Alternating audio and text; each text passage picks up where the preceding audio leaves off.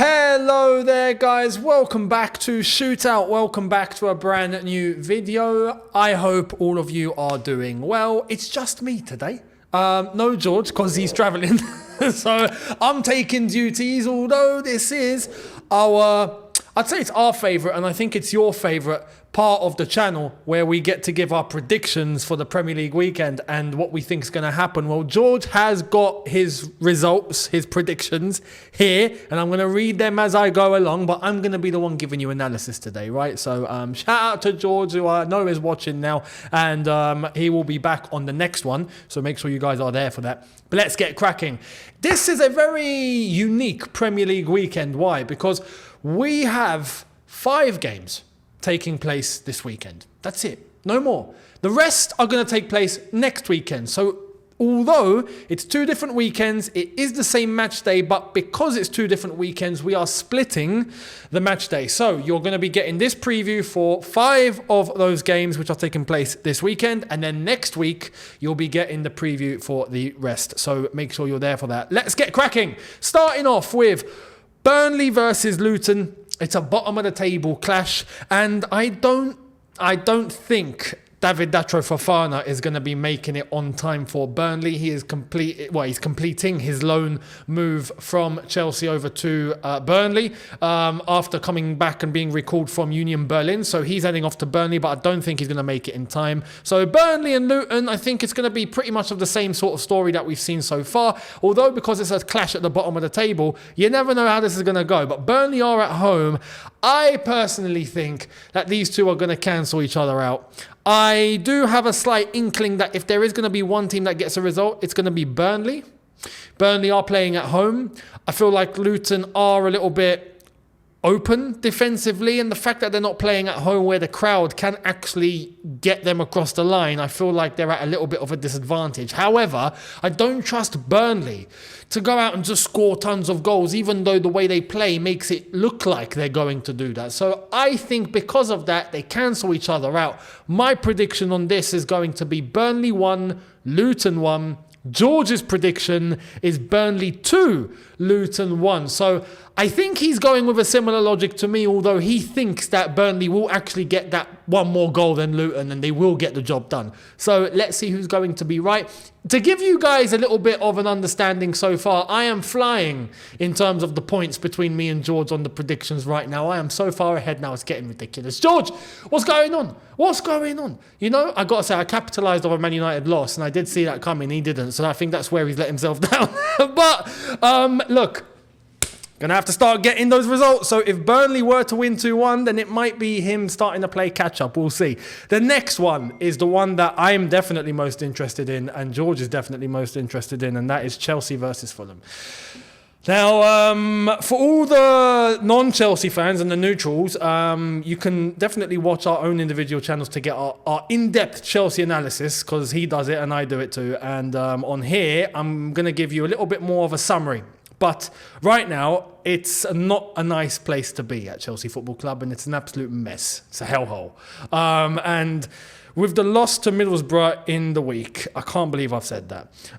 This is a game that, trust me, I think for the first time this season, it's not even 50-50, before it was 50-50. Now you can bet most Chelsea fans are going into a game thinking this isn't going to go well. And when that starts happening, there's only one way that it ends at this football club. We know, we've all seen the script. We all know what's going to happen. As far as I'm concerned, I think Poch's time is coming to an end. And the writing is on the wall. But this game, look, not all is rosy at Chelsea right now. And although it seems like there's going to be a couple of players back, Chilwell, possibly Chilwell, Badiashile, possibly Chukwuemeka might be in the squad, might be on the bench. Not sure if they're going to start, although Chilwell possibly might be risked. We'll see. Fulham, right now, I would say, to be honest, are doing decent. They're doing decent. They're playing better for sure. They won their last Premier League game. And when you consider their last performance in the Cup against Liverpool in the semi-final, the first leg at Anfield, it was pretty tight. They were winning 1-0. Willian is on form, and Liverpool, well, just Liverpool in the end, and Klopp is Klopp, and he changed the game and they won 2-1. But Fulham are playing pretty good and pretty decent right now. Their last Premier League fixture is where they beat Arsenal at home. That's not easy, if you want to put it that way. So Fulham are definitely going to come to the Bridge. Our next door neighbours, I think, smelling blood. And how do I think this is going to end? Look, personally, I'll be honest, yeah. I'm on the record. I don't think it's going to be a good afternoon for Chelsea.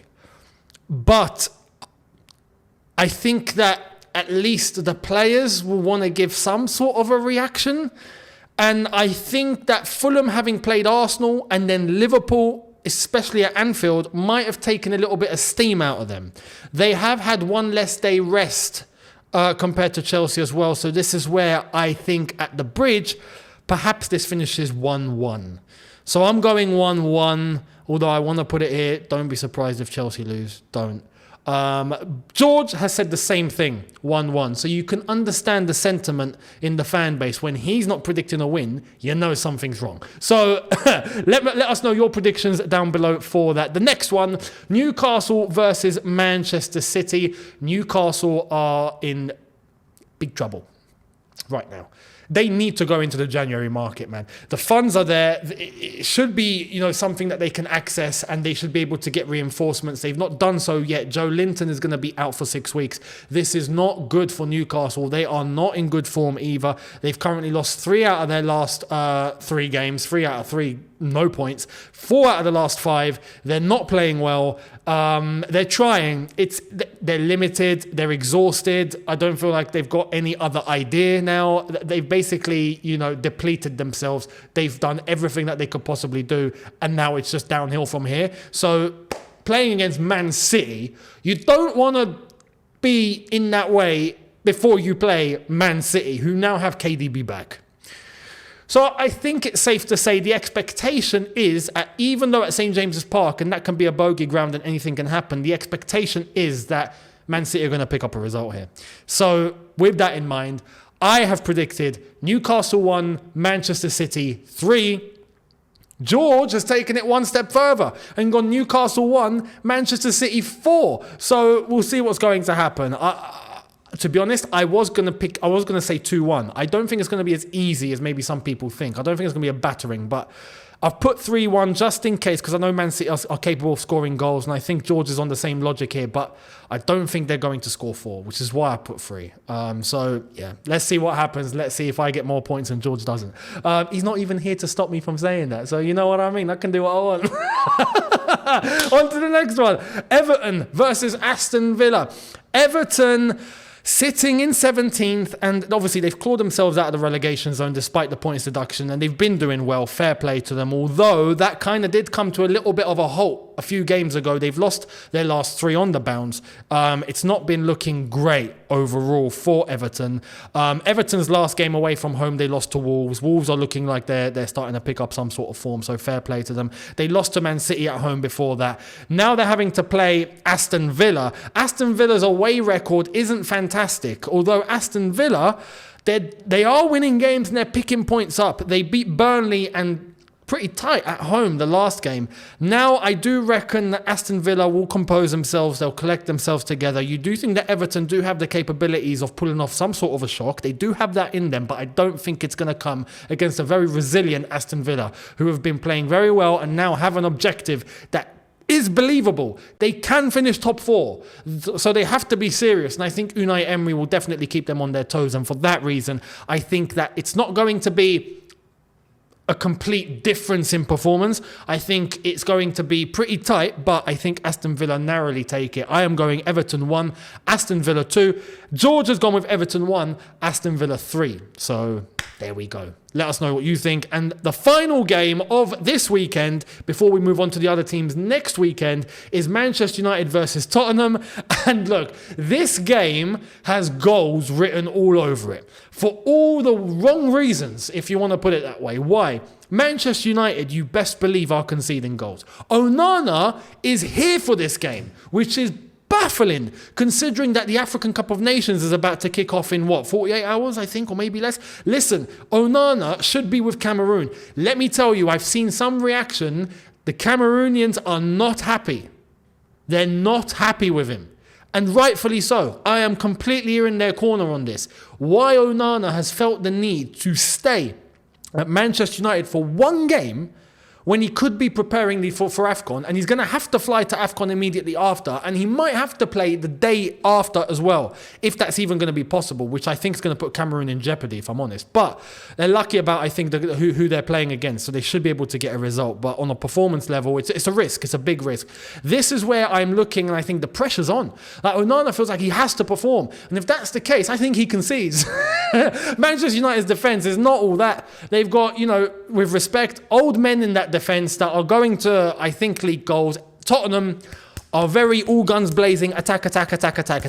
I think that's going to cost them a few goals as well, which is why I think there's goals galore here. But Manchester United are all over the place.